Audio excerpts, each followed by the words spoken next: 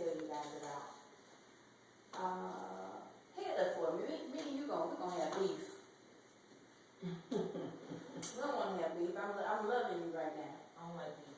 Okay, good. You're ready to have beef. All right, don't have beef because I be Suge Knight in the beef. Uh-oh. Okay. All right. Remember, Dr. Hall said she's from the hood. I think that one of the challenges I faced was that during my time in middle school, high school, and sometimes even in elementary school, I felt that there was a problem with everybody trying to be.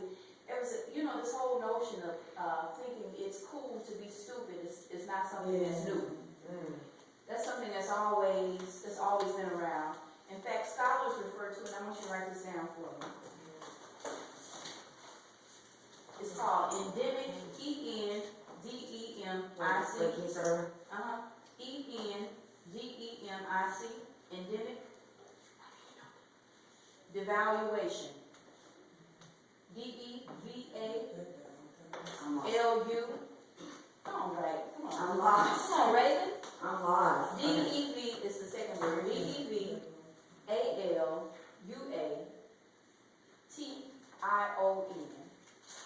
Endemic devaluation means to give a thing less value because of cultural belief. To give a thing less value, to give something less value because of cultural beliefs, right? To give something less value because of cultural beliefs.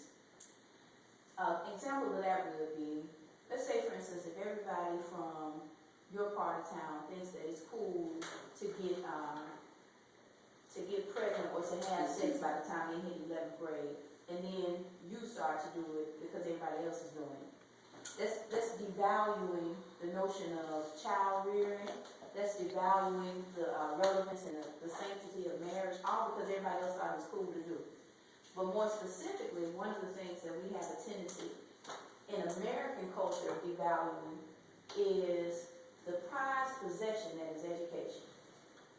Education, whether or not you accept it or not, education is one of those things that has the ability to completely transform your life.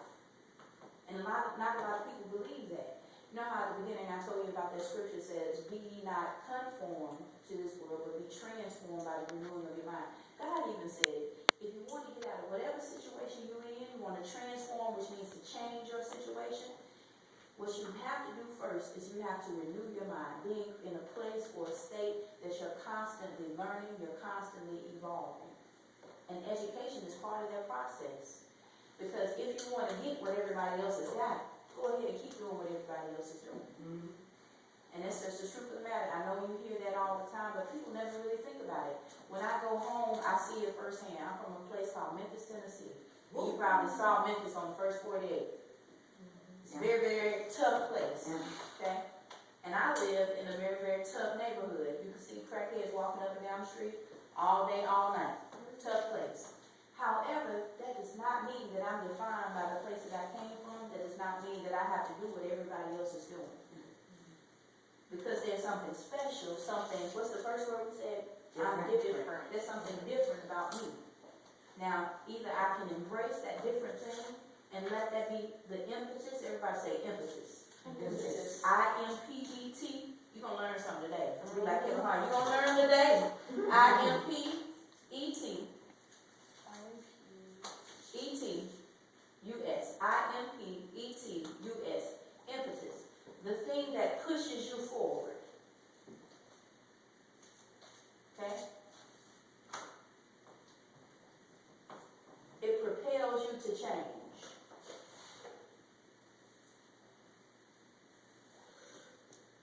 So you can let your situation in life, whatever, no matter how tough it is, you can let that situation be the impetus for change, or you can let it be the thing that defines you when you stay the same as everybody else. And that's not what I wanted for my life, and I pray that's not what you want for your lives, and I don't think it is by virtue of the fact that you're here. Because you could be doing a lot of other things besides this, right? No. But you chose to be here. You say no, but realistically, though, you could be one of those people that was here but not really here.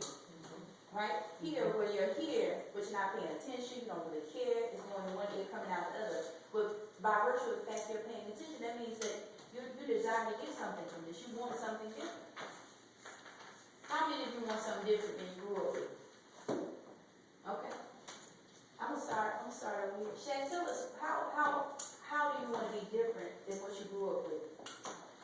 Let's see. Well, when I think about just my family, everyone on my father's side was an alcoholic.